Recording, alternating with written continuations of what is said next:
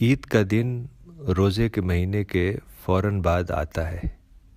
ایک مہینے کی روزہ دارانہ زندگی گزارنے کے بعد لوگ آزادی کے ساتھ کھاتے پیتے ہیں، اللہ کا شکر ادا کرتے ہوئے 2 رکعت نماز پڑھتے ہیں، آپس میں ملتے جلتے ہیں اور خوشی مناتے ہیں، صدقہ اور خیرات کے ذریعے غریب لوگوں کی مدد کرتے ہیں۔ یہ سب چیزیں عید کی اسپرٹ کو بتاتی ہیں۔ روزہ جس طرح صرف بھوک پیاس نہیں ہے، اسی طرح عید صرف کھیل تماشے کا نام نہیں ہے۔ روزہ اللہ سے قریب ہونے کی کوشش ہے، اور عید اس نئے سال کا آغاز ہے جو روزے کے بعد روزے داروں کے لیے مقدر ہے۔ عید کی اسپرٹ اللہ کی یاد ہے، اپنی خوشیوں کے ساتھ لوگوں کی خوشیوں میں شریک ہونا ہے، اپنے مقصد کو حاصل کرتے ہوئے دوسروں کے حقوق ادا کرنا ہے، اس بات کے لیے عمل کرنا ہے کہ خدا کی دنیا ساری انسانیت کے لیے خوشیوں کی دنیا بن جائے۔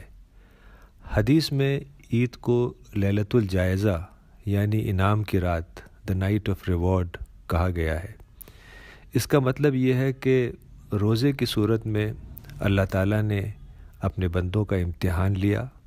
جو لوگ اس نازک امتحان میں پورے اترے، ان کے لیے اللہ تعالیٰ نے امتحان کے مہینے کے فوراً بعد انعام کا دن رکھ دیا۔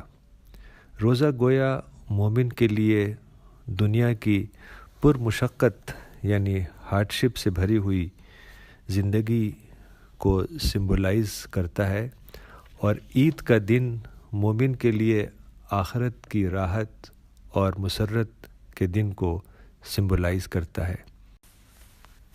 اہل ایمان کے لیے خوشی اور کامیابی کا دن ابدی طور پر ایٹرنلی آخرت میں آئے گا، ہیر آفٹر میں آئے گا، مگر ابتدائی طور پر وہ اسی دنیا سے شروع ہو جاتا ہے، اور عید کا دن اسی حقیقت کو بتانے کے لیے سمبولک سینس میں مقرر کیا گیا ہے۔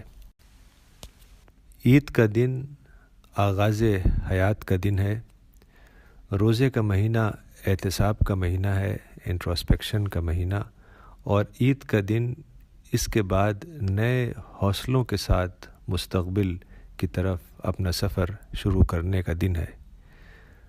روزے کے بعد عید کا آنا روزے داروں کے لیے خوشخبری ہے۔